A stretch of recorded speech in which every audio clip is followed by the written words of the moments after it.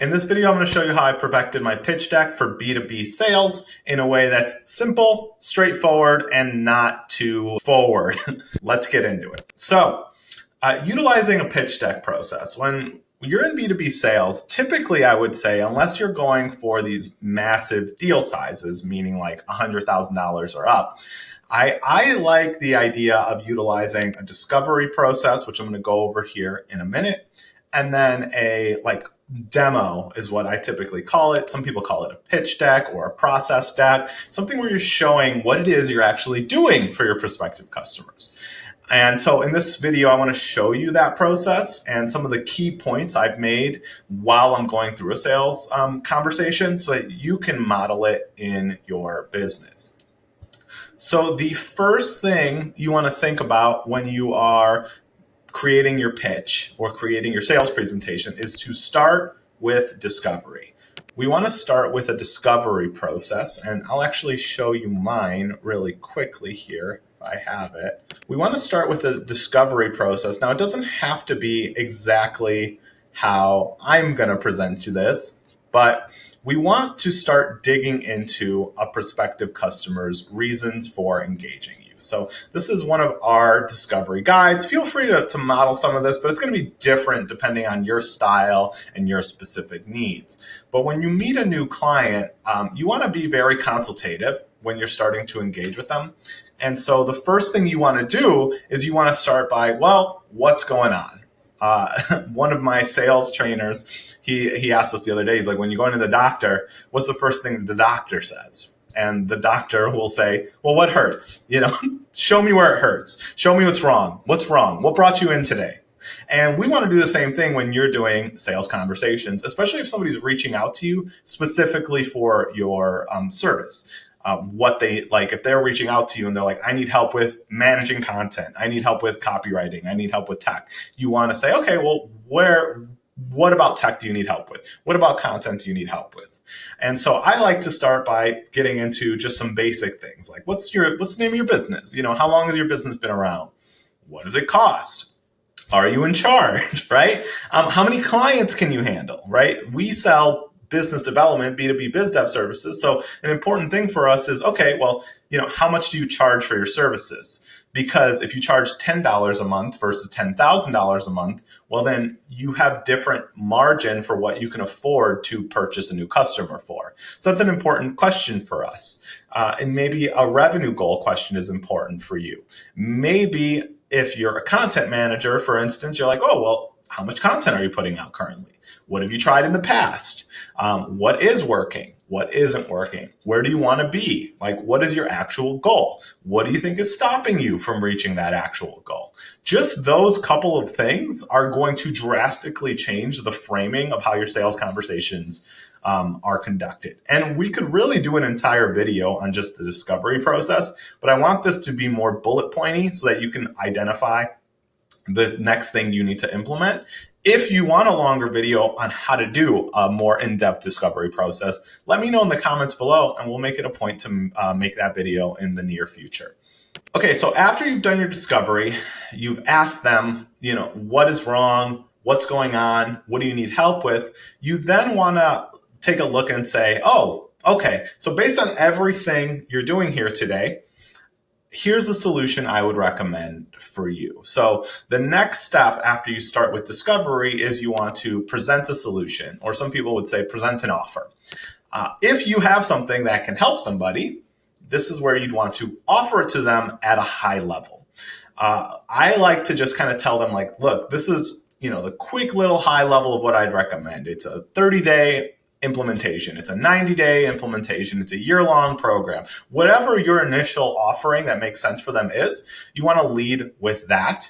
Get into what the outcomes are, maybe some of the deliverables, but not get too much in the weeds. And then when you present that at a high level, if they say, yes, that sounds like exactly what I need, then you would go over into your actual pitch deck or slide deck or demo or tech demo where you show them how it works. So the second thing you want to do is actually present a solution. Okay, the next thing you want to do when you're presenting a pitch or when you're having a sales conversation is a thing that we typically called like a trial close or a test close, where you're kind of like putting things in the back of your prospective customer's mind so that they can properly compare you to other things, which I know sounds esoteric. So let me get more specific. The next thing you want to think about when you're putting together your pitch deck is what's called price conditioning, or some people call it price anchoring. And what that means is, have you ever watched those like late night infomercials, right? Where they're like, hey, do you want the like ShamWow? Right? Normally a ShamWow is $100, but because you're watching this ad right now, if you buy it right this second, we'll give you 50% off. And by the way, if you buy right now, you'll get 2 of them. So you're getting it for, 80% off. And what they're demonstrating on those types of commercials, and the reason why practices like this exist to this day, maybe in a less embarrassing way than those old school infomercials, is because it allows you to price condition and compare what the price should be or could be if they went elsewhere versus what it is right now. Another example of this would be when you are, when I was a kid, I used to work in an electronics store and they would sell TVs. And one of the things they would even teach there is if somebody came in and they knew exactly what they wanted, they would still go in and show them the biggest, fanciest TV that they had. Not because they thought the person would buy it, though sometimes that does happen, but because then maybe they came in for, let's say, like a 40-inch TV.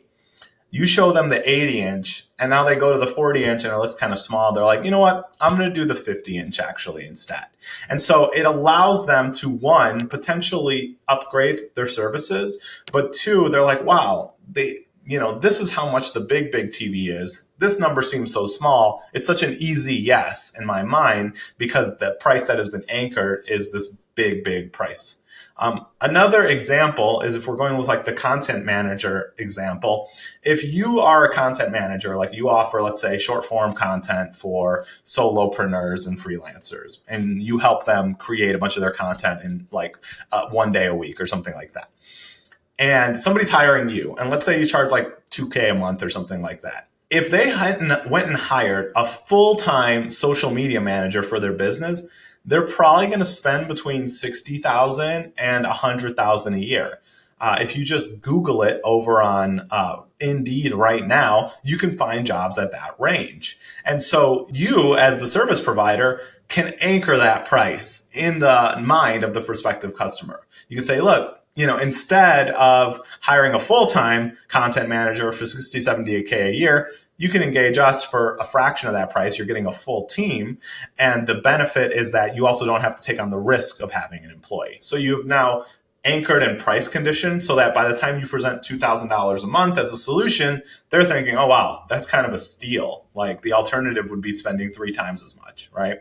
So that's an important test close, trial close, or practice that I would implement in your sales presentation where it makes sense, pressing forward like immediately. If it's something you're not doing now, just doing that will increase the amount of closed ones and the amount of people who say yes to you and the amount of people who buy your stuff. The next thing that you want to make sure that is in your sales presentation, however you want to present it, is your professional background. Now, why do you want your professional background? Maybe there's probably a video of me somewhere on the internet saying your professional background doesn't matter. And that's kind of true. But when you are presenting a solution to a client, there's a lot of little questions in the back of their mind. One of the questions in the back of their mind is, why should I listen to you? If you can address this question for them, then you remove that potential objection or potential reason why they wouldn't hire you. So one of the things I advise for myself and my clients is to give the background of myself or the company or yourself, so that when somebody is thinking, is this person qualified? You've already answered the question and gotten them to agree that you are qualified. So I'll show you mine really quick so that you kind of get an idea of what it looks like. But for us, we have a slide like this, right? Where it kind of just gives the bullet points of my life. You can see that? Okay, cool. Yeah. where it kind of just gives the bullet points of my life. Like, what have I done? How many businesses have I, where have I been? Who has had me speak at their events? All that stuff, right? And this allows the prospective customer to look at you and be like, oh, okay, this person clearly has experience and knows what they're doing. So I think this is an easy thing to include in your presentation. It doesn't have to be formal like this. You could just say it, but I do think it is helpful if you do it formally, because it adds a level of professionalism and objectivity to your experience level. Alrighty. The next thing you want to think about when it comes to your background is people are going to think, do I like this person? Do I want to work with this person? You've probably heard these sayings before. People do business with people they like, which is sometimes true. If somebody dislikes you or does not like you, it's going to take a lot more for them to want to hire you. If they like you and connect with you, it's going to be helpful and it'll allow you guys to work better together. So I like to include in my presentations, and I actually have my sales team do this as well in my organization, a slide about you personally, which is always surprising, and you'll often see lowers the guard of your prospective customer on sales conversations. So the reason I do this is for a lot of reasons, right? One, they want to know if they like me, but two, it's kind of a little bit of a pattern interrupt, especially after I just did a whole bunch on how cool or how professional or how accomplished I may be, right? It's like, okay, you've gassed yourself up. Now let me a little bit, goof on myself. Let me a little bit dunk on myself and just, show that, by the way, I'm also just a real person. And this is my real life, right? This is my family. This is my dog. I like to pretend I'm a chef and make food when I'm not here. Or maybe you like to read. We have a team member who likes to weight lift. We have another one who is really into being a parent. So whatever you like to do in your free time, I think a quick bullet point on this is super helpful. And even if you work with more professional orgs, like mid-market or enterprise type clients, maybe not for enterprise, right? But I wouldn't necessarily be afraid to do that, because as long as you recognize that it's a little bit of a silly thing you're doing, most of the time is received well by prospective customers. As long as you acknowledge, yes, I know this has nothing to do with anything, but I just like people to know a little bit about me. I'd love to know about you too, right? And it allows them to kind of lower their guard and connect with you on a human level and see if you guys get along, right? So I strongly recommend this, especially if you're a solo type consultant or solo type freelancer or small service provider. If you're a company less than 10 staff, I think things like this are really great because it adds that little bit of charm to working with a small business. All right, so the next thing you want to include in your pitch deck to ensure you're closing as many deals as possible with the right customers is case studies. Case studies, right? Case studies are effectively people you've worked with in the past, or client accounts you've worked with in the past, or other people who've gotten results with the solution you're presenting to your prospective customer. Case studies work well for you because they serve as both reviews / testimonials, but also a demonstration of competency in the process. So if you're showing that you've done this job before and you have a positive review and a positive result from a customer, well, then it's a lot easier for them to want to engage you. I have one of my content manager, for instance, posted our results as a case study the other day, just so that people could see, wow, this is objectively what will happen if I engage this content manager, right? And so when you put case studies out there, your prospective customers allow themselves to project onto those people, which is going to increase the amount of closed-won new clients you win from your sales activities. So I think case studies are really great. Ideally, they're either super specific to the solution you provide, or maybe you have different instances for different use cases. I always say it's very helpful if you work with coaches and consultants to have a case study from a coach and to have a case study from a consultant. So I think that might be really helpful for you. If it's something you haven't done already, it's not going to hurt to have them in there, even if you don't have to linger on those case studies. The next thing you want to have in your pitch deck is you want to have a demonstration, or you want to show how it works. So you've already presented a solution, you've already done some discovery, you've hit some of the things in the back of the head people need to hear, but you also want to show people how your system works. Now, this doesn't mean if you're somebody who sells, software, you have to show somebody the code of your software, right? You don't have to show them every little thing on about your process. You just more want to show them what it will do and how it will do it. Think about it if you were selling a car. You're not opening up the hood and showing them how the engine works. You're instead putting them in the car, driving it around the block so they can see and get a feel for what it would look like if they were to drive that car. So typically I like to advise showing them how it works. If you have like a 3-step process, like implementation process or 3-phase or 5-phase, I think doing that and keeping it as simple as possible is going to make it easier for them to understand, cool, I hire this company. Let's stick with the content manager example. Hire the content manager. Then they do research onto the best content. Then they give me all the scripts. Then we record the scripts. Then they post it. Then I get views and clients, right? And that's like 5 steps that you could show very easily and that I can understand. No matter if I'm a social media novice or a social media expert, it's going to allow me to fully understand how what you do works and where the value proposition is there. I would also, if I were you, be thinking about things like price conditioning while you talk about these things. You could compare earnestly, let's say, just the research portion of what you do and what somebody would charge to do research on Fiverr or Upwork or something like that. Just the research and how much time and resources and money that would cost. This is just included if you engage our content management firm, if we're going with that example. Okay, so after you've demonstrated how it works, you've gotten through some background, you've gone some case studies, you're conditioning the price, you offer a specific solution. Now we want to get into objections. Everybody's favorite thing. Nobody freezes up when they think about objections. Certainly not me. I would never. And when we think about objections, there's always going to be different ones for different industries that are specific, but there are also lots that kind of like hit everybody always. So I want to go over the most common ones. When you're thinking about objections, as you start to receive them from doing sales conversations, which will just happen, you want to start documenting the ones you get all the time and maybe include them in your sales presentation. So I'm going to go over the common ones, but if you have non-common ones, you may want to include things that address these concerns throughout your pitch, not at the end. One of my old consultants used to always tell me, if you leave an objection till the end, you're letting a monster get bigger and stronger in the back of your prospect's mind. And we want to squish those monsters when they're small before they have their full power.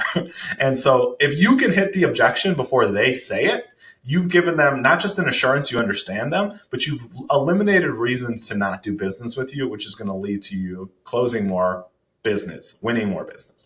Oh, and one more thing about objections. If you're in the space and you're somebody who's always worked off referral or like word of mouth, and you switch to like a cold outreach system or an ad system or a content system or something like that, you're going to get more objections, like just period. You're going to get more objections from people who who weren't told to hire you. That doesn't mean your offer is bad. That doesn't mean you should shut down your whole company. And it doesn't mean you should hedge on your price or anything like that. It doesn't even mean they don't want to hire you. It just means that they have questions. And so if you can just answer them and not get too reactive, you'll find you end up winning more of that business than you're even probably going to expect. Okay, so the first objection that you're probably going to get at some point, and you've probably had in the past, is that's too expensive, or I can't afford that, or that's too much money, or something like that, right? Is the money objection. When somebody tells you it's too expensive or I can't afford that, what they usually actually mean is that they don't see the value in what you're doing. And don't take that personally. It just means we have to communicate it better. It doesn't mean that they think you're bad. They'll probably say something like, hey, no offense, I'm sure you're great, but that's just too expensive for me. And what they really often mean is like, I don't see how I'm going to get a return on my investment for that much money. That's typically what they mean. They're afraid they're going to spend however much money, $2,000 a month on your content services or whatever, and that they're not going to get a return on that investment. It'll be a waste of money. And so one of the first things you can show them, and what we like to show people, is like our money math slide. And so if you're doing something that can affect ROI and affect revenue, so if you're anything marketing, anything consulting, that's you. That counts as you. But arguably, other things can count. Like even HR could count as money math, right? What could one lawsuit cost a company versus hiring an HR consultant, for example? So if you show people how expensive it is to not hire you, and also show them how they're going to get their return on investment from your deliverables or from your service, you're going to overcome that objection. And I would actually even ask somebody like, hey, let's stick with our content manager example. Hey, if I got you 30 pieces of content every month, they each only got 20 views. So you only had, X amount of views in the month, and you only had 5 people book meetings. How many clients would you get from this activity? Like worst case scenario.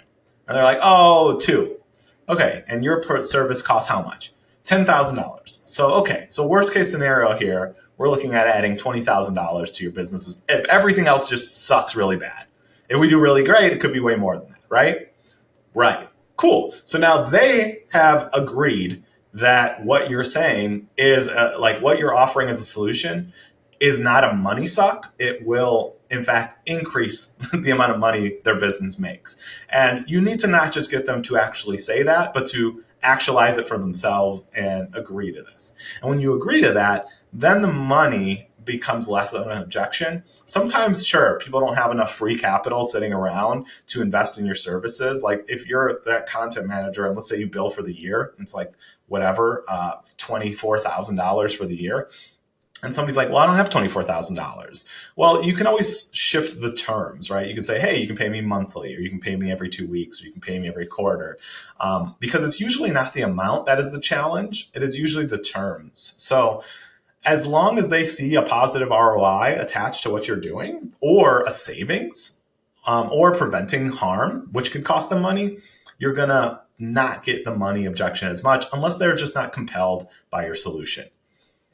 Okay, next objection I want to get into is not really an objection, but it's more of a practice, and that's that of a risk reversal type assurance, right? A risk reversal is what I'm going to call it. But these are things like guarantees or promises or whatever, right? Things that mitigate the risk of the prospective customer. So these could be things like, I guarantee this will be built in the next 7 days. I guarantee your content, if you're a content manager, will be launched in the next 30 days. I guarantee X amount of views, or I guarantee X amount of sales if you control the sale. I guarantee X amount of leads. So these types of risk reversal assurances allow your client to be like, oh, okay, I am like, my risk is being mitigated, because if it doesn't work, or like they'll give me a refund, or they'll give me a certain amount of comped services, or they will work with me until this promise is hit. So I think any of those things are really great. I think common ones we'll see is like time to launch. So for instance, in our agreements, we have a guaranteed 14-day go live, pending approvals, right? And so something like that allows our clients to know, oh, okay, I'm guaranteed my stuff is going to be up in 2 weeks. And if not, we start refunding them. That's just default in our contract. Right. So that's something you could do. Another one that we like to do is we do a love it or leave it. So we do your first 30 days. Make sure you like my team. Make sure you like our process. Make sure everything that was communicated to you on your sales conversation is exactly what was delivered in your actual first couple of weeks working with our team. If it isn't, for any reason, you have a right to cancel. You can ask for your money back. I think that's an okay practice. I think it depends on what you're doing, right? If you're promising, like, don't promise a crazy thing. Like, don't promise somebody's going to hire you and tomorrow be a zillionaire, because you'll have a lot of sales, but you will have a lot of refunds. You will have even more refunds somehow. Okay. So maybe watch out for that. And then you can put some sort of guarantee or assurance if XYZ outcome isn't met by this time, we'll work with you, or we'll comp you until you are, or something like that. Some people like to do that. We'll work with you until you ROI on your investment with us. I think that could potentially be good, especially if you're selling like content and group coaching type stuff. I think it's great. If you're a done for you service, maybe not so much, because there's hard cost of service on that, and eventually you'll actually lose money on that deal. So I wouldn't necessarily recommend that. That's a different video. Okay. All right, next objection is, how quickly does it work, or the timeline, right? And this isn't really an objection. It's more just another open question. Clients want to know, like, okay, if I hire you, like, when does this gonna work? When does it start working? And so giving a timeline on both the project, but also on the time when they can expect results is going to eliminate that objection as well. You're not leaving it up in the ethos and saying, I don't know, results might happen eventually. You're saying, I would expect it at this time. And if not, that's when we would take this step and this step. So I think giving a timeline allows clients to know that they're going to get their stuff on time, and also lets them know you got your shit like dialed in. You got your shit figured out. Okay, and the last one, and I think often the biggest objection is like, does it even work? And we've kind of addressed this, right, by going over how it works, by going over case studies. But sometimes the biggest objection, I think, that is you can try to demonstrate as much as possible is like, people want to know if this works or not. The main reason they're afraid of hiring you as a consultant or a marketing firm or anything is they're like, well, is what you say you're going to do going to be the actual thing you do? Is it going to achieve me the result you talked about here today? And so the best thing you can do is show case studies, active clients, current clients, results, reviews. All those things help eliminate that objection. And the assurances on top of that can also help. So these are the ones that I would for sure say most people need to be prepared for. You may have other nuanced objections that you need to think about and that you need to have a proper response for. So as they continue, think about them, document when people don't sign up and why they don't sign up, and then bake that into your presentation. Okay, the last thing when it comes to your pitch deck, and kind of the important thing, right, is what I would say is the value stack, which is kind of like embarrassing, like an embarrassing thing to do. It's been very popular to do for forever. And that's the idea of stacking all the things they get. Maybe you watching this video have in the past watched a webinar or that infomercial where they say, you're going to get this, you're going to get the second thing, you're going to get the third thing and the fourth thing and the fifth thing. And all of this is valued at $10 million, right? or something like that. But it is helpful to do that. Like, I know it's a little embarrassing to do, but it's like, if you go through and mention every single thing that they are getting, they feel like they are getting the better end of the deal, which they probably are in many ways, right? Like, your customer needs to feel like they're getting the better end of the deal by hiring you. And so when you go through everything you offer in your value stack and you show them the true value of everything you're offering, it becomes a lot easier to hire you. If we're going with the same example of a content manager, if I was a content manager, I would communicate and show, look, you can go hire a fresh college grad to do your content managing. They've probably never done it before. They're probably a generalist. They're good at they're okay at a lot of things, but they're not experts at this. Still going to cost you $50 to $100K a year to employ them. Okay. And you have to give them benefits. And if they're failing, it's harder to get rid of them. Or you can go find all this yourself over on Upwork, and you can go find research. You can go get the tech. You can go get the filming material. You can film it yourself. You can learn to edit, or you can hire an editor. And this is how much it would cost. It would cost you, $40,000. Or you could hire us, and we charge $2K a month, and you can get rid of us if we're ever failing. And so in that instance, they are seeing the massive value of everything you're doing, but seeing the price be such a drastic lower cost.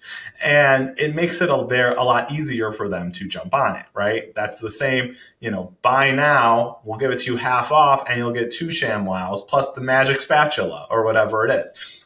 You're just over the top with value that it makes it hard for them to not engage you. And then one of the other things I might consider doing, and we could say this is the second thing. So like we have our offer, but then we also have our urgency offer. So sometimes we call it the fast action, which is cringe to say, but it is what it is, and it is helpful. And so a fast action or an urgency type offer would be like, And if you buy it right now, I'll waive your sign-up fee, which is normally $1,000. Or if you sign it right now, I'll discount your first 3 months. Or if you sign it right now, I'll give you your first month half off, or I'll give you your third month half off, or however you need to position it for it to make sense for your business. But giving them a reason to do business today versus tomorrow is going to lead to you closing more deals and winning more business. And again, it's embarrassing. You can be embarrassed while you do those things, but psychologically, we all have the same brains and we're all going to respond the same way to this opportunity of a discount. And that's FOMO, right? Oh, what if I leave and come back and I have to pay full price? Like I really do want to do it. You're giving them every reason to do it now and getting rid of reasons for them to kind of like punt it down the road for a year from now. Because if you're offering somebody like a fast action or a significant discount to sign up right away and they actually want to do it, they'll press forward. But if they don't want to, they'll say, yeah, it's fine. I'll pay the full price. They don't actually want to pay the full price. They're probably not going to buy it to begin with. And so we need to look at where in the sales process we lost them.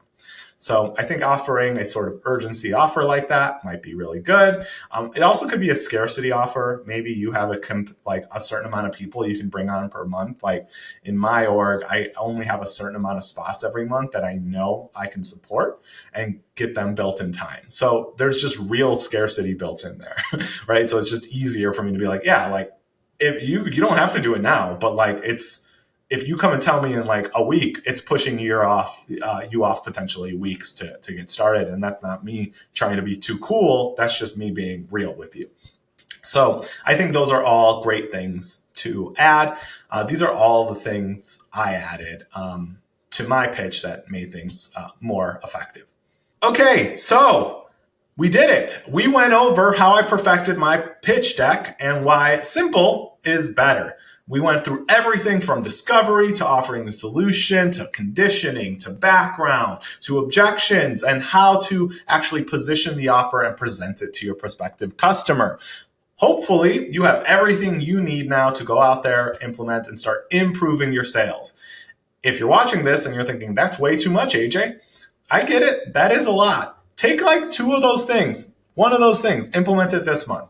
Next month, implement 1 more thing. Next month, implement 1 more thing. It doesn't all have to happen at once, and you're never done when you're running a business. You're just consistently iterating and improving things and moving forward. So don't feel like you need to have this all done tomorrow to start pitching. Just think of the one that is the most pressing, the one with the biggest opportunity area, and start implementing it straight away. If you found this video helpful, subscribe for more videos. If there was any objections I missed, leave them in the comments below and like the video if you liked the video. And if you don't like the video, like the video. Thank you guys so much. I'll see you next time. Bye.